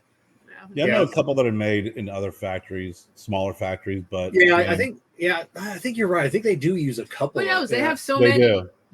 They do have so many. Too many to think I went to their booth at PCA and I was talking to Juan Lopez, and I'm like, "You guys have a coffee cigar?" I go, "How do I not know you had a coffee?"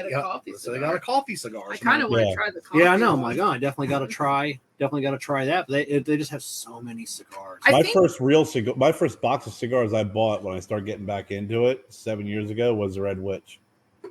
Yeah. What is that? That is.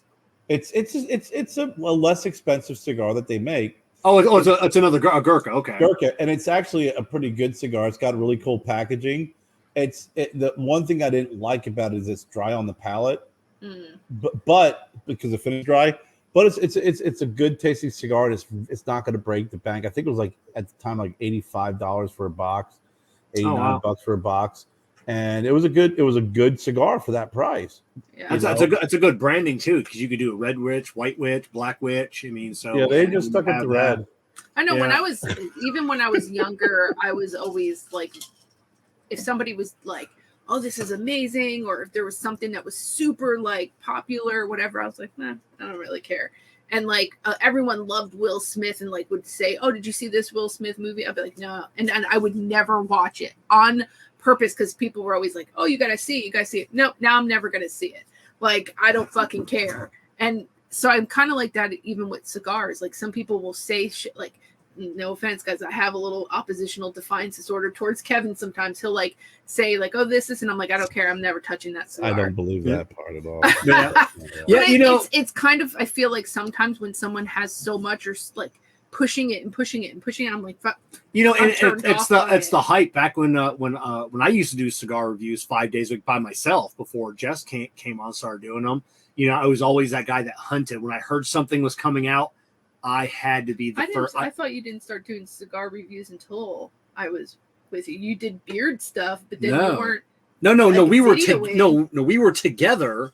When you became involved. Yeah. Before you started doing cigar reviews. Before you came involved. Where are those videos? You know, but yeah, I was the guy that you know, and back then, it was competition amongst all of us. You know, like who gets that cigar first, and then it was just like you get it. You had to do a review, and so many times, like you said, the hype behind it, you were almost always let down. You're like, damn it. Yeah. You know, it's just the hype's why, not there. Kevin will get on to me sometimes and be like, hey, are you gonna, smoke that cigar? I'm like, fuck. Like, I do it at my pace and how I want to do things. Mm-hmm. Kevin literally is like the moment something is here or something that we have to do, he's like on it. It's a turn off. There's something about being the first. I mean, it's but I don't care. I don't care about being the first. It's not. You're not first. You're last. I don't give a shit.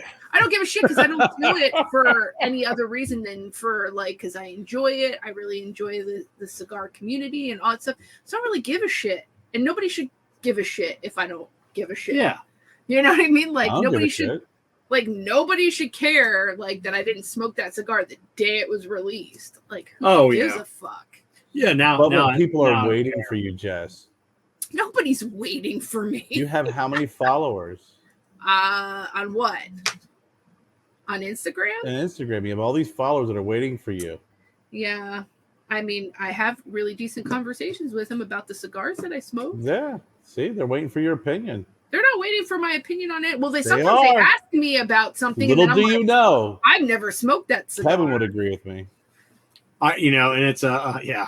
But you said you've never smoked that cigar.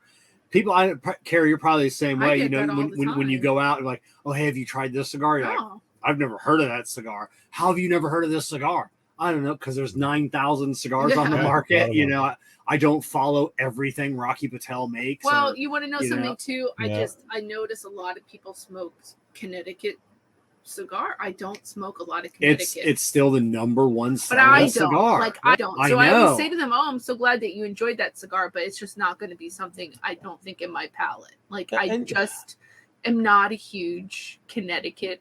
I will never seek those cigars out. It's not happening." I also put the onus on the cigar shop owners because, there's that whole, hey, what's new? What are you coming out with next? What's new? What's new? What's new? What's new? And honestly, I could probably walk into a cigar shop right now and there's a shit ton of new stuff in there. Oh, it's new to me because I never tried it before. Right. Yeah. Right. And I could probably do a review on it and it would seem like it's new, or at least, for me, it's new. But if I had a cigar shop and I had a pretty robust humidor, someone came and said, hey, what's new? Okay, well, let me ask you, what do you smoke? Get that information. Okay, well, do you smoke, La Gloria Cubana? Yeah. Have you ever tried this one? No. Well, that's fucking new. Yeah. That's new. Awesome. I love that. That's new, right? I mean, new to you? That's new. It came out fucking 5, 6, 7, 8 years, whatever. But it's new. See, but I don't. But for me, when I go in to a humidor, I'm not looking for something new. I'm just looking for something that I want, that's appealing, that I want to try. And if it happens to be a newer cigar to me, great. Mm-hmm. If it's a cigar that I'm familiar with and that I like, and it has something else in its lineup, I will try. I'm to the point now. I hate going in humidors. I just want to walk into a lounge and then just go, hey, can you grab me a Sobremesa? Because I don't want to spend 35 minutes inside that humidor looking at everything, come out with 9 cigars that I didn't plan on buying. It's like I come in for one. Don't you have any restraint? You leave 120. No. Like, oh, I haven't tried. I still love walking in the humidor. I know. No, I do too. I enjoy it. I love it. I love the hunt, but it's like, no, he doesn't. But it's like, over. But like I said, it's like, God, I leave spending so now much whenever money. we go to a lounge, he's just gonna go, Jess, you go in there and get me a Sobremesa. Go find me a Sobremesa. Go find me one. What I'll tell you what's funny is I walked in today. I walked in the humidor and I was talking, at Boat, and I was talking to Dave. Looking around, I was like, did you pick up anything new at PCA? And he's like, well, yeah, but we didn't get it in yet. And I was laughing because I'm like, well, the other guy said you got a bunch of stuff in, but I didn't really go down that path. I'm like, all right. So I'm looking around the humidor, and I grabbed one of the Edition 35s. I came out, and the newer guy's like, what, do you buy your own cigar? I said, if I walk into a lounge that carries my cigar and I don't buy it, I said, there's a fucking problem. I said, my opinion, it's the best cigar in there. You know, just giving a little razz because I know it's not, but, you know.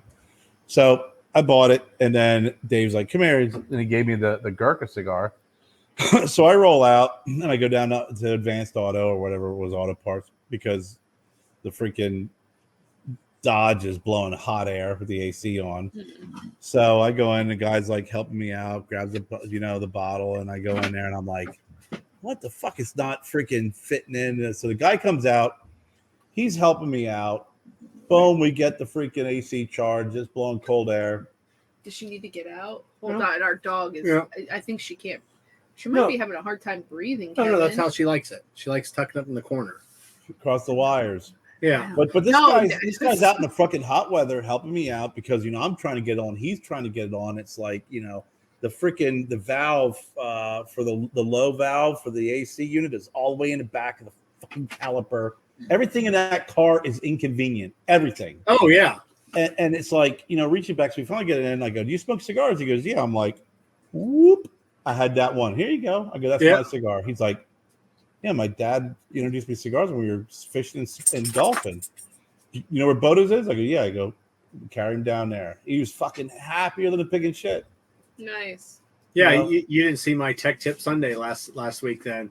Don't refill your own AC. Take it to a professional. That was my tech tip.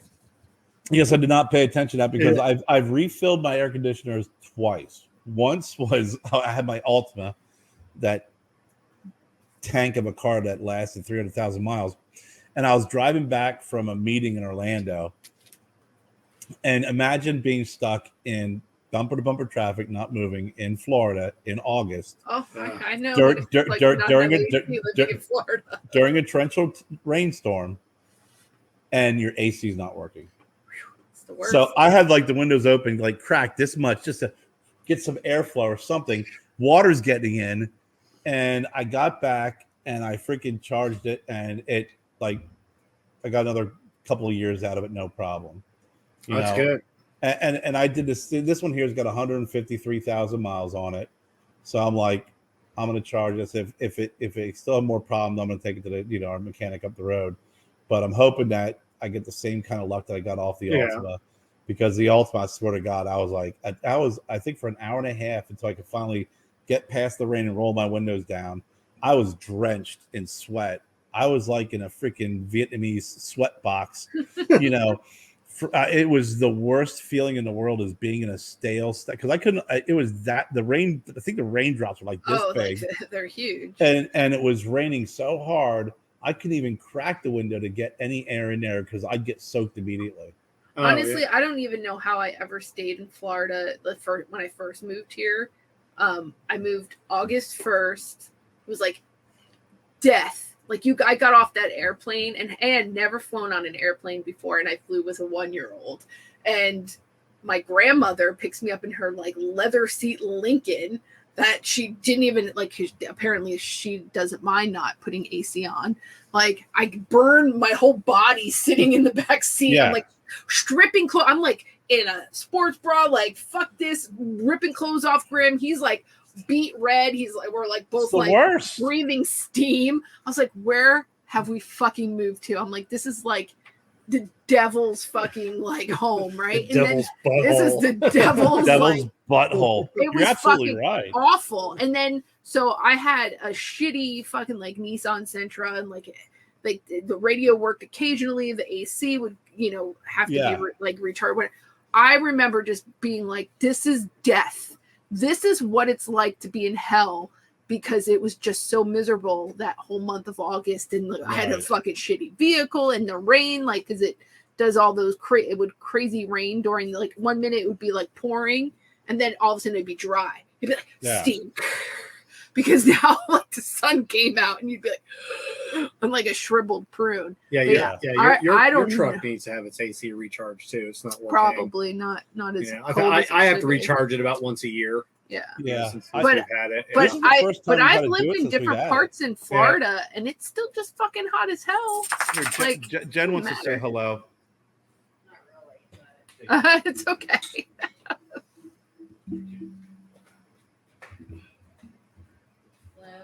Hi, Jen. Hey, How'd work go? it was okay. My back's killing me though from this Yeah, morning. I could tell that you look like you're just not comfortable. No, it hurts to sit. He needed a bathroom break. Oh, I was actually out front watering the flowers since it's been so freaking hot. you guys haven't gotten any rain. Very little. Like there's always thunderstorm warnings, but Yeah. last about a week and a half ago we had a couple good thunderstorms. But Nice. other than that, Lots Not of good, really. lots of good drainage. You know, you're not having any issues. none whatsoever. It Yeah. really, and the creek doesn't get very full. So from what I can tell, it goes well. Now we didn't look over by where Pennywise lives to see what comes out of there. Yeah.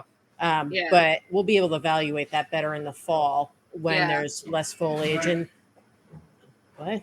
There's just tons of like deer poop. Oh, Tripod was out back. He was he or she was hopping around quite well. We have a deer that has an injured right back leg that Kerry won't help. Yeah, because it's an animal. What the fuck am I gonna do? So, but he was just eating. I threw some apples out there, and we have corn feed out there Yeah, for the deer. And he or she was eating and got You startled and hopped around. You don't know. You can't tell the difference between the males and the females. Well, it's a very young one. It's not a fawn, and it's not like a 1 or a Does 2 it year have old. spots? No, it's a yearling. Oh. We do have some fawns that are with Mama, who's named Elliot. So we have about Aw. 6 of the deer named. Killian names them once I get a That's- picture of them and confirm who they are. So quickly before Kerry hops back on, I want to use a Nerf like The crossbow, worst fucking idea And, ever. Go ahead, on. like have a sponge on the end of the dart and carve it and have different paint so we can Mark you know, them. mark them. That's probably not a good idea. I can't Why? hear Kevin, but I think I read his lips. He said that's the worst fucking Why? idea I've ever heard. Yeah, I have a feeling that might violate some kind of law or ordinance. Let the paint off, then they'll die of lead poisoning. Yeah, I don't. Fine. Yeah. So we know Elliot. Elliot's the mom. Jess is stunned. Like I go back don't. to her. I honestly, I grew Elliot's the up mom. around like tons of deer, and like that's the one thing. Like deers will fuck your car up. They will fuck Oh your no, yard they're really up. they like me. So No, we no, have I the know, but I'm twins saying, who are like, Daisy and Clover. We shoot Clover them, has a eat them. very dark snout, and Daisy's the sister. And we actually found that they were born across the street. They're twins. They are twins on the neighbor's lawn. Then there's the 2 fawns, beautiful white spots. Then there's 2 that are kind of in between. And then we have a male that actually has good 5-inch spikes already that are still like velvety. His name's Bandit. They're So shit. we do have a lot of names. Then Tripod is the one with the injured back leg. Yeah, you just gotta let nature be nature. They've Yeah. been doing it all their, Yeah. But this is a safe All their haven for them. lives. So I just threw some apples out there, and Well, it is and it isn't, because corn. if someone's walking through that woods looking to hunt deer, they might It's- kill it. it's all private property. Is so it? yeah, in this area. So I have to hear what means. no, I'm very Let's go to uncomfortable sleep. sitting All right, here. I'm So sorry. I need to go take some meds. Thank you, Bye. Dad. You can continue. I had to pee really bad. All right, I'm getting up. Yeah. It's, Hey, by the way, Bandit, the male, he was out there today. Oh, was he? Yeah. yeah. What is that? Tell him how Elliot was snorting at you. Deer skull. Huh. But, That is- yeah, I got a couple of them that were my brothers. I'm like, what? Yeah. Yeah. what's- Yeah. Why does it look that way? I've never seen one look like that. Well, but that's because it's not mounted on a rat. When you mount this, you'll buy a mount, and then there's velvet that goes over top where that's deer hair. I know. I see that. Yeah, so this is a spike. Yeah, right? like a baby. Well, that's not a baby; he's a couple years That's old. tiny. But I don't know anyone I've ever seen on their wall. They're fucking the racks. Yeah, like moose. well, yeah. Well, when you're Not a moose hunter, racks, when you're a hunter and it's duck. Yeah, my grandfather had a whole bunch. Yeah, when he had you're the a whole hunter, head. when you're a hunter and it's buck season, you see anything with fucking a spike, you shoot it. But there's like no, my grandfather and my uncles are too. They were like, if they would sometimes bypass something like that. Oh yeah, you have to. They have to wait for a bigger rack, but then also you shoot that one because you want the meat. I get that. Or you could be like my brother and shoot that one, and then for many years, apparently I've had a deer license in the state of Pennsylvania for like the last 15 years. Nice. Because my brother signed me up, and I was unaware of that.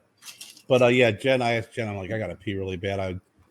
We were doing yard work earlier. Joe and I drank like 8,000 gallons of water. I had a couple of Diet Cokes with dinner, and then I've had a couple of beers here, and I'm like, I just was ready to explode.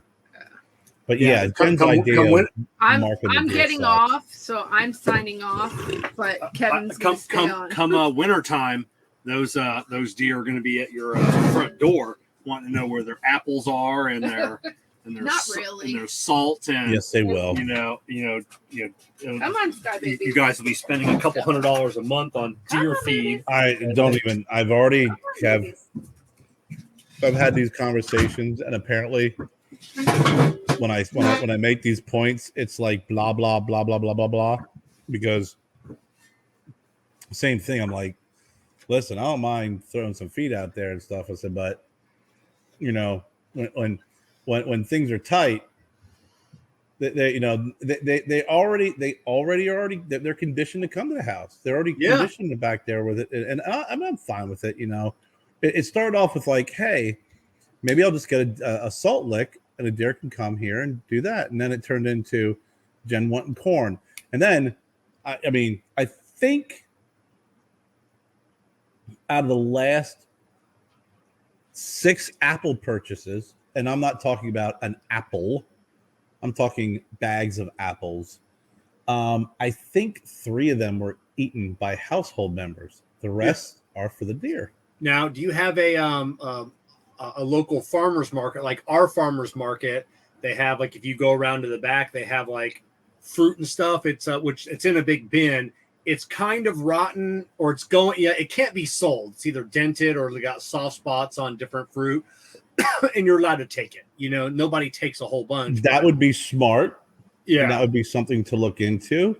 But, Jennifer is like, nothing but the best for her deer. Imported Granny Smith from Washington. And I don't know. It's like, I don't even know what the fuck to say about that. But but when I first moved into this house, so probably about 10 years ago, our next door neighbor, Peanut, so this was like our corner of the neighborhood is like a bird sanctuary. I mean, legitly, we have a red belly is it red belly or black-bellied whistlers? They're ducks. Right. Would come in on an average night. I mean, we would count 150 ducks would fly in, for a couple of hours. The sandhill cranes, we'd have a dozen of them. The wood storks, a dozen of them. Bird houses. He's an old man, retired, built bird houses in every fucking tree. Jen had a million bird houses at her old house. Yeah. So I mean, there'd be 1,000 birds here at any one time, and he was spending $100 a month or more. Big old bags of corn and different feed for the squirrels, peanuts, and everything else. And after probably 5, 6, 7 years, he started getting a little older. Money is getting tighter.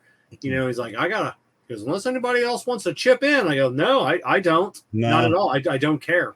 No, I don't. You mean chip in for the massive amounts of bird shit on my car? Luckily there were ducks and all the cranes and storks, so not a lot of flying poop birds. But every now and then it's strange, and it's only a couple times a year, so it must be a migratory pattern. We get these murders of crow in. Usually once a day at about the same time for maybe a week or two. There'd be 2,000 of them. And it's fucking freaky when you'd hear them and you're like, oh God, and they'd be everywhere. It's like a fucking horror movie. We used to get them in blackbirds, like massive amounts of blackbirds. at our old place. And then we were in Taylor's. We probably had about a half a dozen or so birdhouses in the back. And it was like, you know, a bird would build a nest and they'd leave. I'm like, okay, I'm going to clean it off. She's like, no. Another bird will use it. And I'm like, no, they won't. And sure as shit, freaking some bird will fly in there and use someone else's nest. And it was just like, all right, I'm not going to argue in this point. I'll end up driving myself crazy trying to argue this point. But yeah, it's cool. It's cool having a deer here, but you know, I got to get rid of the bird's nest in our addition and the new shed. And there were babies in the fucking bird, and we haven't heard them in like a week now. So I think they're gone. So I need to come out and rip those fucking nest out, you know, because they're Because we did the same thing when we moved out of the old house. When we moved in, there was 2 porch lights in the front, and one was cracked, and there was always a bird nest in there, and I always remove it. Well, when we were getting ready to move, they were like, you gotta get the bird nest out. I freaking went up and I took a picture, my camera. There's an egg in there. Like, I'm not doing it. I said, I'm not removing that. So I went out and I bought a new fucking light. And oh god, the argument we had with this bitch for this freaking rental company is another show. But I took a picture of the egg. So we kept coming back, clean up. Fucking looked up. There's a freaking baby bird in there. And I sent him an email. And I said, here's the deal. I bought a new light for the front. It was broken when we first got here. We marked it when we first got here that it's broken. I'm going to replace the whole fucking light because I'm not touching the freaking bird's nest in there. Once those babies are gone, if you guys move in there, I said, fine, but I'll replace the freaking light. It was only $40. But I was not about to get in this pissing match on whether or not I'm removing the nest. I'm like, I'm going to replace the light.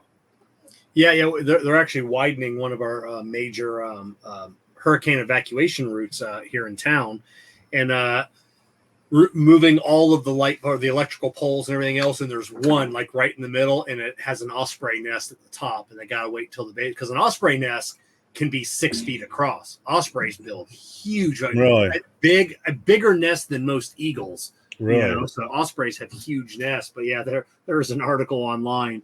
And it said, you know, they weren't going to, they said there's ways to remove it. You know, you got to leave it within like 100 yards so the parents can, you know, find the nest again. But the construction company had said, you know, we're just going to leave that light pole for now. We're working around it.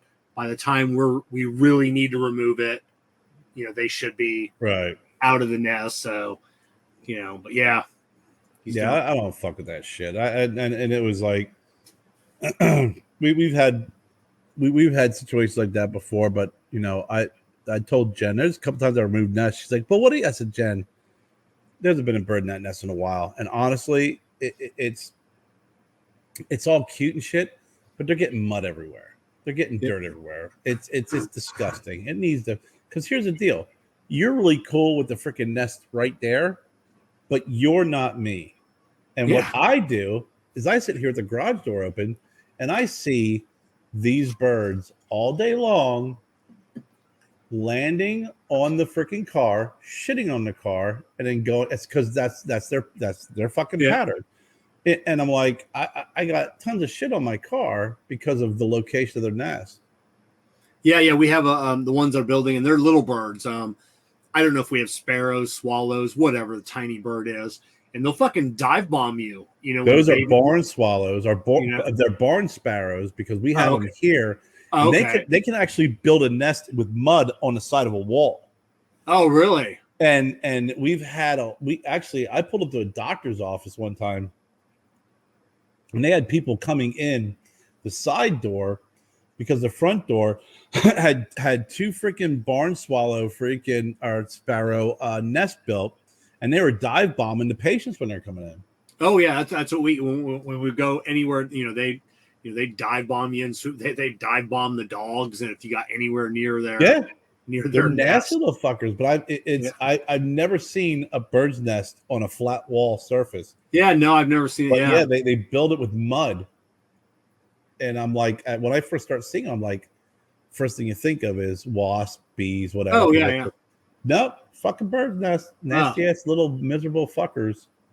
Yeah, I need to get them out there. And then when I see, well, now that I have a door up there, they can't just freely fly in, but they can still they can still get in. What's that, Stella?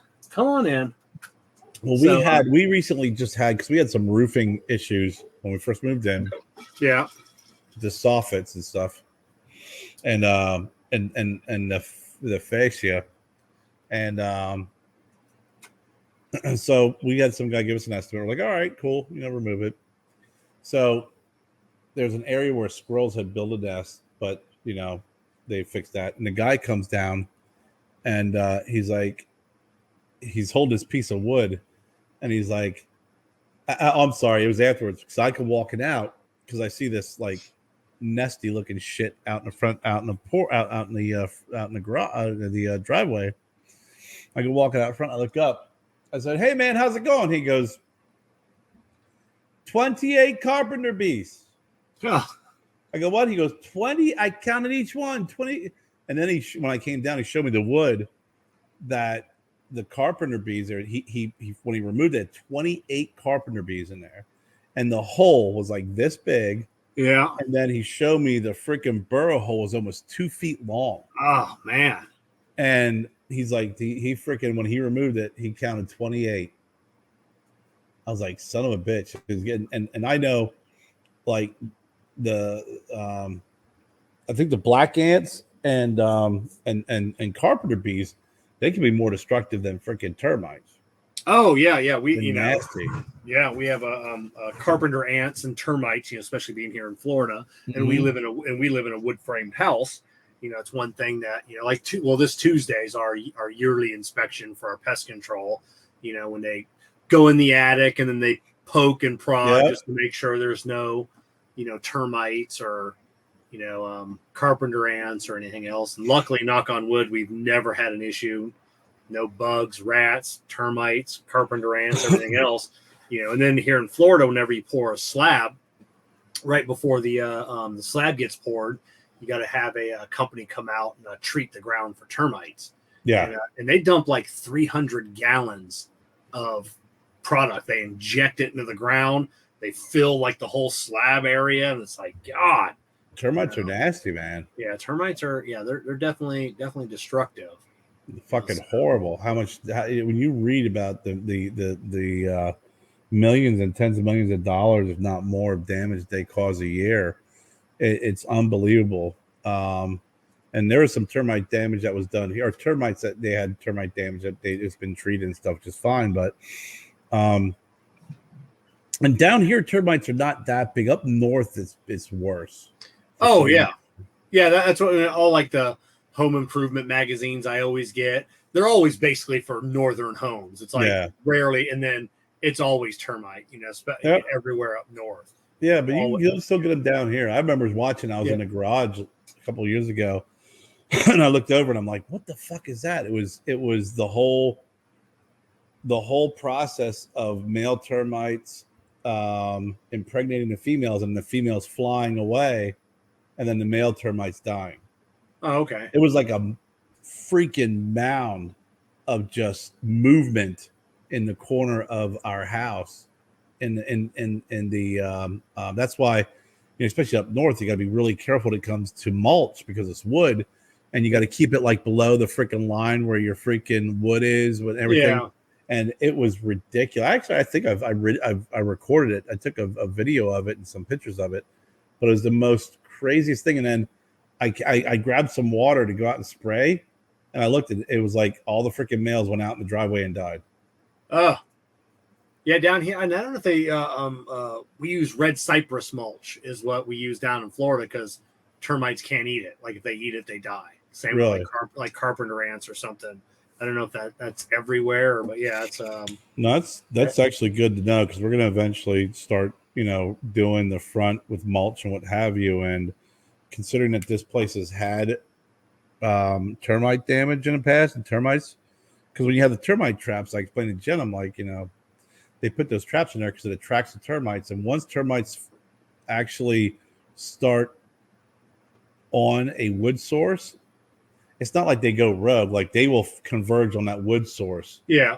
And that's how they know if they open up the trap and there's a bunch of termites in that freaking trap eating it, they'll just put more traps around it to take freaking poison back to the queen and just kill everybody. Yeah. But yeah, just oh man, these freaking bees here too. It's just I don't think Jen has lived in a woodsy, outdoorsy, or at least close to a woodsy area. And I'm like, you got to understand something. There's a lot of shit that we're gonna start seeing that you're. You got that. Yeah, you got bees, you got ticks, you got everything living next to the wood. We don't worry about ticks here at all. You know, our next door neighbor, you know, he's only here about 2 to 3 weeks out of the whole year. You know, he's him and his wife, they live in Connecticut. And that's what he's a doctor. His whole medical practice is just dealing with ticks and Lyme disease. Well, it all originated in Lyme, Connecticut. Yeah. Oh, did it? Yep, that's where the name is that comes is that where it the name come from? Yeah, it's Lyme disease. And it was God, it's kind of comical is I sold years ago when I first I say years ago, over 20 years ago, I launched the first and only Lyme disease vaccination. So when we learned about it, we had to learn everything. And one of the things we learned was started in Lyme, Connecticut.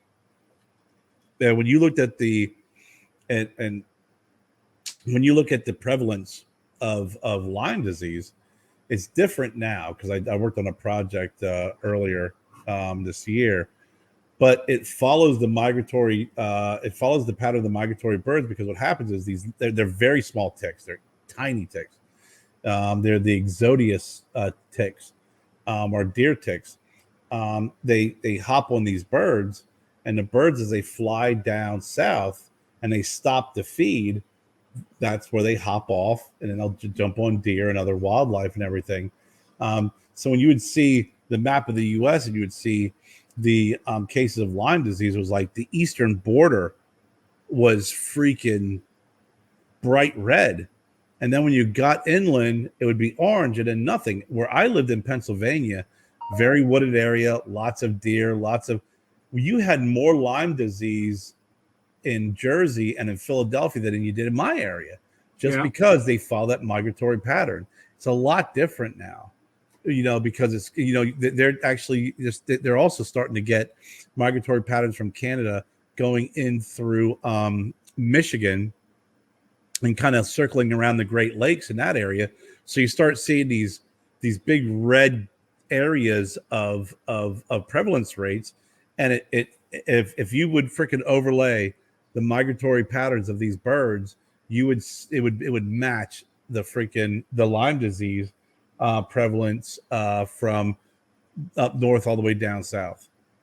Yeah, speaking of the birds, and I was just watching a video on YouTube a couple weeks ago talking about, remember that old movie with the I think it was Jeff Daniels, he was flying like the geese. Yeah.